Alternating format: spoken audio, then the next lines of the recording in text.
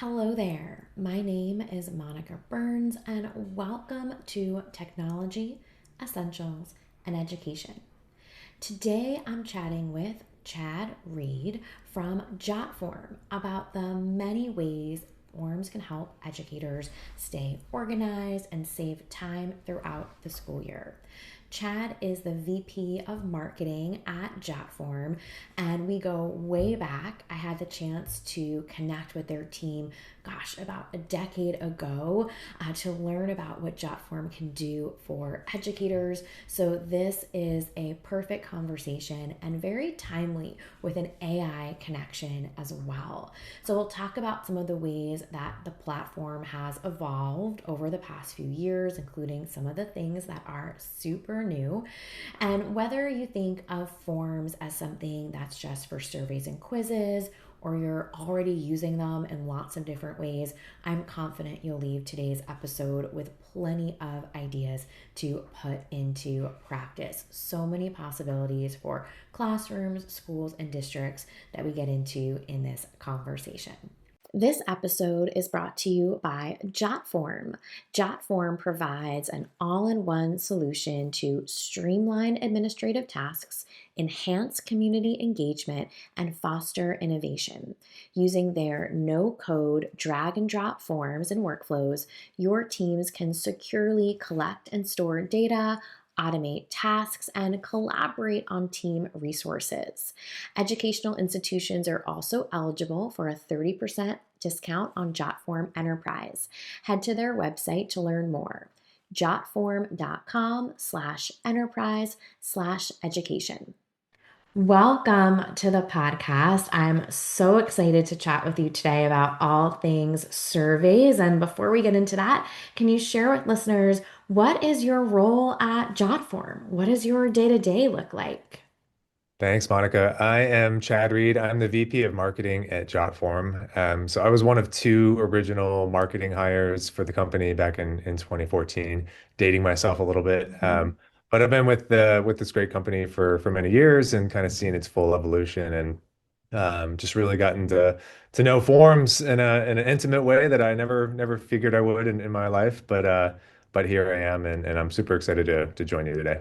Yeah, well, that perspective, just seeing how much has changed in the past decade, brings a lot to our conversation. And educators who've also navigated some of the big changes in ed tech, right, or the technology they have access to, have seen so much change in just the past 2 or 3 years. We'll talk about AI stuff today, as well as the past decade or two, right, as they're tackling kind of what's the right fit for their classroom. So when many educators hear the word form, they think of surveys or quizzes. So from your perspective, how do you define the broader role of forms in organizing work and even decision making? Yeah, well, it definitely is surveys. It definitely is quizzes. But for educators, well, for anyone really, I imagine forms is kind of a starting point for work. It's an entry point. It gets you the information you need, and it also gets the information you need to the right place and to the right people.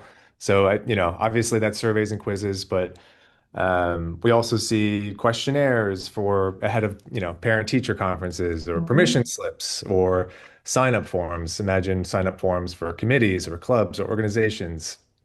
Seeing what people are going to bring, seeing what people bring to the table, and it's kind of anything and everything that you need when you need specific information funneled to a specific place. It's a form, there's just a myriad of use cases for that. Yeah, and gosh, even as you were just mentioning, I was having like full flashback to field trip forms with students, right? With my fifth graders, just having to make sure that, we had everything organized, that I wasn't missing anyone's forms, and just the Mhm. idea of moving from what I was using at, going back more than a decade, right? Just having a clipboard, making sure that that big clipboard had everything underneath it with everyone's, forms that they had filled out and brought back in. The idea of streamlining and just making things so much smoother for schools. I'm sure that's something that other organizations, and you work with organizations outside of education too, find valuable. So, what are some of the most common uses of forms that educators might not realize could also work well, in a school setting. So thinking of forms that are typically used outside of education Yeah. that could be transferable. For me, and maybe this is just because it's top of mind for how I use forms or how we use Mhm. forms internally, but request forms are just Yeah. so powerful. If Mhm. whether it's a work request or requesting a purchase or whatever that is. So in on my team here, like we have sort of sub teams that have a form for each type of whatever. If it's written content, if it's Mhm. copy, if it's a video request, if it's a meeting request, it seems it can be overwhelming with the number of forms, but really it streamlines the information and it gets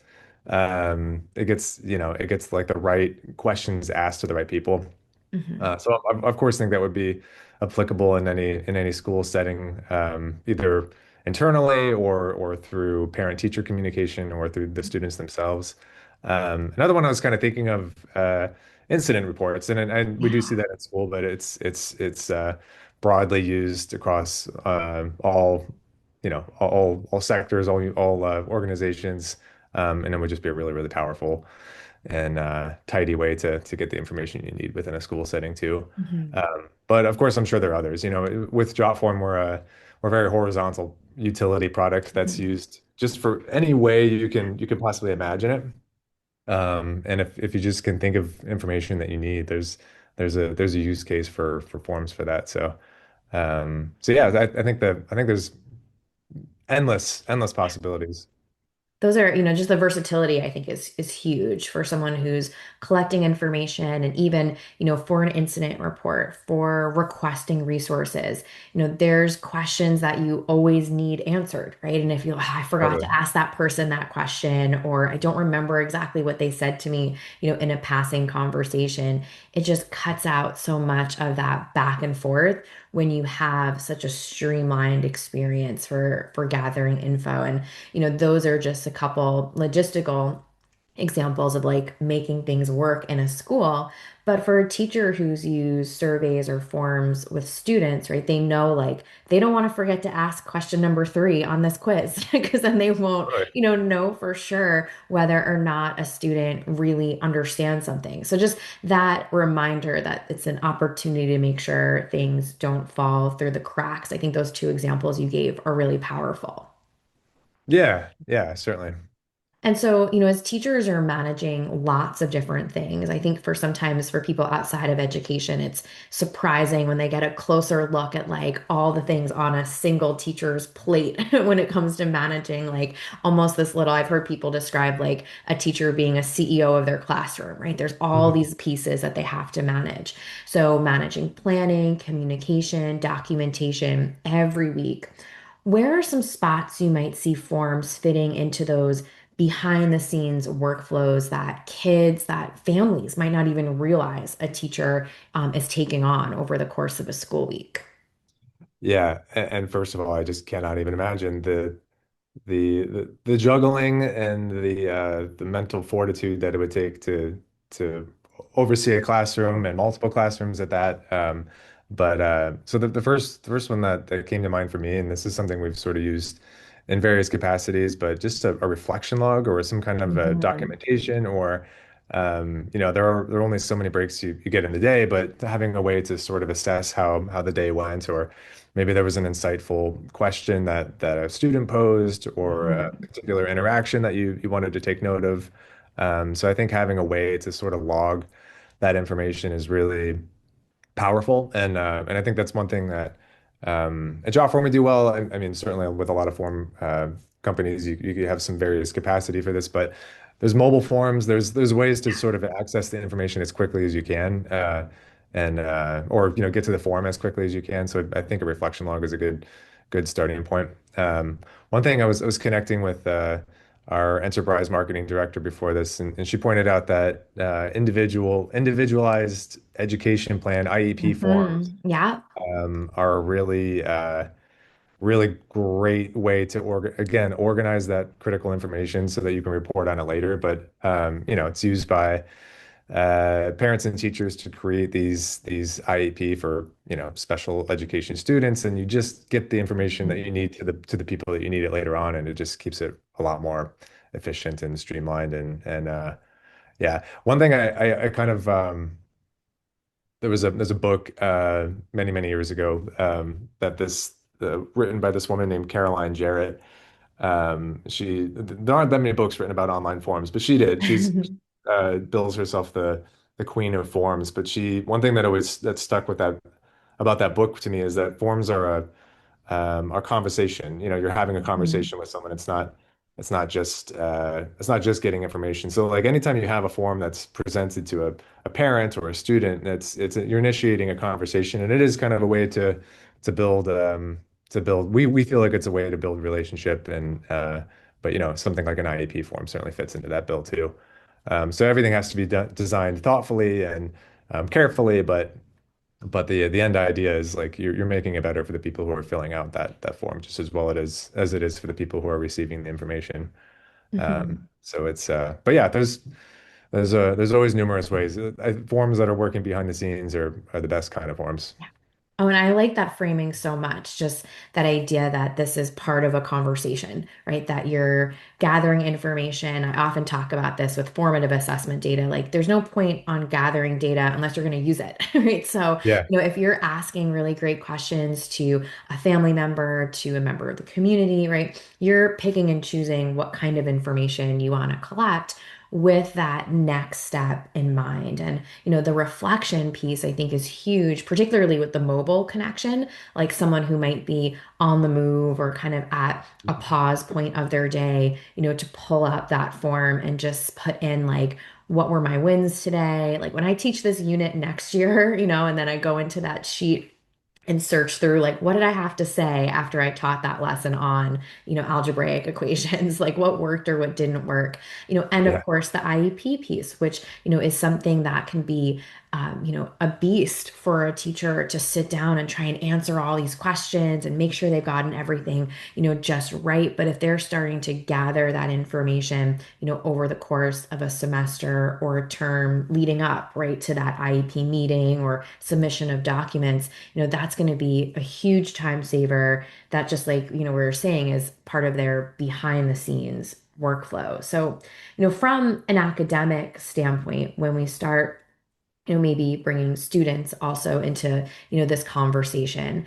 How can forms support the different processes like assignment submissions, project planning, or even tracking student choices without adding, more stuff for teachers to sort through? Definitely. Well, first of all, yeah, the assignment submission bit is very easy with something like Jotform with a file upload component. But I Hmm. think that the back end is where the organization comes in, and um, any form worth its salt is only as powerful as like where that information goes Yeah. and how Mhm. as you can feel. Or so just internally with Jotform, we give a bevy of organization tools that are hosted within the product, and that's Jotform tables, which is a spreadsheet that you can view all of the submitted files kind of in one consolidated view, and sort it however you'd like, filter however you'd like, label it however you'd like. But then there's also an inbox view. There's also various email routing if you prefer to look through things in your email. And that's just through Jotform. But if we think about things of like integrations and where we're pushing that information to, if you want it in a Google Drive setting or Yeah. Microsoft or Google Sheets, then that's certainly a possibility too. But we're motivated to make sure it's easy. You getting the information and sorting it is as simple as possible. A quick note from the presenter of today's episode, Jotform. Jotform lets you build a form in minutes. Student survey forms, homework submission forms, online quizzes, and so much more. You can start from scratch, or if you want to get a head start, check out their collection of free form templates designed with teachers, schools, and districts in mind. Learn more about Jotform and how educational institutions can get 30% discount on Jotform Enterprise. Head to their website to learn more. Jotform.com/enterprise/education. Right, especially if you want people to come back into that space, which they do, right? They know where to find the info. They know how to make or create, a form so that they can gather some of that information. And the Totally. assignment submission piece, as you alluded to, right? You might upload a PDF, right? Or you might have an image, right, that you're submitting. And so for a teacher who wants to give students some flexibility, whether they're all together in the same room every day, or maybe they're learning asynchronously, right? There's just a lot of autonomy that a teacher has for how they're designing those experiences, which I think is really important, particularly now that, enough, I don't want to say time has passed, but many teachers now have spent, 5, maybe even 10 years thinking about ed tech, right? And what it Mhm. means to leverage some of these tools. So, they have that, expectation that they want things to look a certain way, and Jotform has so much flexibility there for them. Yeah, for sure. It's by the way, I should note for your listeners that, and maybe I should have mentioned this early on, but one of we've always we early on realized that we were even unintentionally kind of an ed tech tool, Yeah. but our relationship started because I think we'd reached out to you about reaching your audience back in, I Hmm. want to say 2015 or Yeah. 2016 something. So so we go a long ways back, Yeah. and yeah, we're really excited about the ed tech space and how it's evolved, and we're trying to evolve to keep pace too. Oh, absolutely. I mean, and it's been so fun, right, to watch all the different things that have happened at Jotform. And, I'm a pretty active user, I would say. And I've played around with some of even just, I don't know what to call them, maybe just the baseline AI features, like upload a Mm, document, and like use the AI to help figure out, what areas to fill in, right? So like having that kind of layer. But I know that there's a lot more AI that has yeah. come into play, in just, a short period of time. So can you tell us a little bit about where that, where that is, where that stands right now, and maybe how, AI features could help teachers save time when using forms? 100%. Yeah, so we just released Jotform AI, which if you kind of think about Jotform's positioning, we always felt we were the easiest Mhm. way you could possibly make a form. We date back to 2006, and that's always been sort of the hallmark. But we've gone really one step further, and as easy it was to or has been to drag and drop or point and click and get the fields that you need. I have to say, Jotform AI just accelerates the speed with Mhm. which you could create a form by so much. And especially the more complex that you have a form or the more fields that you have. But the way it works is quite simple. There's a prompt when you're creating a form in Jotform, and you still, of course, have the opportunity to create one manually. Mhm. But you just want to use the prompt to either type in or use your voice to say create uh, a registration form and have it include these fields and having it include Mhm. conditional fields. And then it just whips something out incredibly fast and it's accessible by default. So you Mhm. don't have to worry about accessibility issues. Just uses best practices. It includes introduction text and designs that are grabbing and attention grabbing, and Mhm. and then you can edit it to kind of refine it and make it more your own. But it's just an incredible starting point for really all the forms that we've discussed here today. So it's a massive time save. I did a little bit of an exercise, just taking some basic forms and timed myself how long it would Mhm. take to do an event registration form, a rather simple one versus how long the AI would. And of course, the AI won. And I'm pretty fast at creating As I forms. bet, right? Yeah, and a decade at Jotform and 400 forms I've created in the past. And so I know my way around the product well. Hmm. And it was still, about 10 times as fast just using AI. So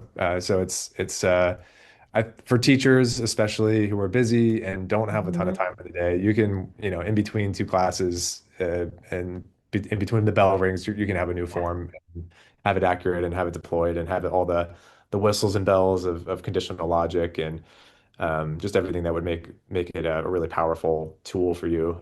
So I highly recommend it. And as with most job form features, it's it, we everything is free, up to a Mhm. point, obviously, but we definitely make it easy to get started and cost effective too. So yeah, give it a try. Can't recommend it enough. And just that idea of accelerate, use that word. And I often use that word when I'm doing workshops or professional development for educators, right?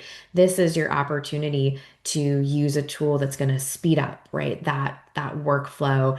And I think, it's interesting. Sometimes, AI can feel intimidating for a teacher, right? Like I don't exactly know how to use this chatbot, right? Or I don't know how to use this Mhm. tool.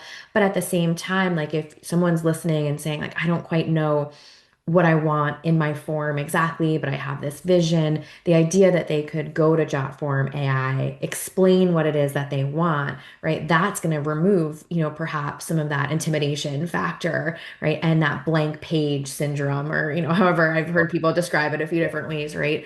Just getting past that blank page, they can see kind of what it is that they want, and maybe they're good to go, right? Or maybe there's 10% changes that they need to make, and you emphasize that piece about them still being in the driver's seat, being able to customize the component.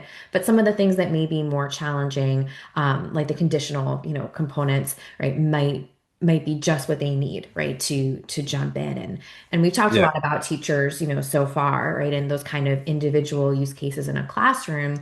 But if someone's listening at a school or district level, what are some other, effective uses of forms, maybe for approvals? We talked a little bit about requests, but also, those documentations that might get overlooked. Yeah, 100%. Well, yeah, as you said, purchase approvals are a big one. Hmm. Professional development requests and approvals are a common way that job forms use. Also, one that we use outside of educators, and we use that internally as well, but our own professional development. I would say there's a whole bevy of Title IX related forms, Hmm. incident reporting forms, complaint forms, and sort of like as we were saying with the IEP forms, it's sort of anything that you need to collect to again report to a different governing body. But having that internally on a district level makes a whole lot of sense. IT requests, important. And there was even a school district in Florida that was using us for, when there was a state mandated curriculum review Hmm. on certain things or books, but having that the ability to review or critique internally from an administration level allowed them to report more effectively. So it's really, really broadly used. It just, within schools outside of the classroom, athletic departments for sure use it for a number of whole host of reasons as well. But yeah, definitely a lot of forums out there, and we try to take care of them all. And just, keeping everyone organized, I think is kind of the big theme, right? Of making sure things aren't falling through the cracks, that you know where all that information is going, that you're asking all the questions that you need answers to, right, in order to make informed decisions in a classroom or, Yeah. system wide. So, one thing that, maybe it's a little bit of a funny question, but, do you, and I'm sure you hear lots of people, right, giving feedback or talking about forms, but, is there a misconception, right, educators might have about forms that you want to clear up or make sure that they really understand? Yeah, I mean, I guess just firstly, it's easy. Mhm. Maybe assume it's difficult to get started, but especially today, it's just easier than it ever has been to get started and create a form and just remove the block that you imagine that it might take from a time or technological perspective. I'm not a tech wizard by any means, and I've managed to make the hundreds of forms that I have, and I truly believe it's just such a massive time saver. But all you have to do is get started, and I'm confident that once it starts working from one of your processes, it's going to start working for others. So it's great. The other thing I'll say is forms aren't really just about getting information; it's about starting a process. Mhm. Is it's the forms are just the starting point. So just imagine whatever you want to get organized on with new information, it's forms are gonna really help that process. And a good reminder for anyone listening who's kind of wondering where to jump in or where to get started, right? There might be multiple parts, right, of all the things that they do that they could find a way to insert or add a form right into that workflow and really save themselves some time and keep them much more organized. So, we've talked about a lot of different pieces today, Chad, that I think will help people wrap their head around what's possible with forms and their learning environment. Before I ask you to share, where people can stay connected with you and all of that, if teachers remember just one idea from today's conversation, what would you want it to be? I'd say again, you don't have to be a tech wizard to improve the way you work, and there are better processes out there, and I would just encourage anyone to give it a try because it's going to make you more organized, more productive. It's going to save time in your day, and we all want that. Perfect. And I think a fantastic way to wrap up, right, this conversation. So, where can people connect with you? Where can they learn more about your work? Yeah, you can email me directly at chad@jotform.com. You could find my blog posts on the Jotform blog. And then also feel free to connect with me on LinkedIn. There are a few Chad Reeds out there. I'm usually in the top two or three in the searches, but if you do a Chad Reid Jotform search, you'll find me, and I'd love to connect. Yeah, adding that extra word, right? Adding jot form in there. It'll make it easy for Yeah. everyone to find you. Well, thank you so much, Chad, for your time and your great strategies for educators today. Thanks, Monica. It was a pleasure. It was lots of fun chatting with Chad today about this big topic of forms and what educators can do that really go beyond a simple survey or a quiz. So let's go through just 4 takeaways from today's conversation. First, use forms beyond surveys for tasks like permission slips, signups, and request workflows. Leverage AI powered form builders to create customized forms in seconds. Think of forms as conversation starters that help build relationships with families and colleagues. And start with just one workflow. Expand from there as forms begin saving you time. Thanks so much for tuning in to this episode of Technology Essentials in Education. You'll find oodles of links and resources below to keep this conversation going. A big thank you to Jotform, the presenter of today's episode. To learn more about Jotform and how educational institutions can get a 30% discount on Jotform Enterprise, head to jotform.com/enterprise/education.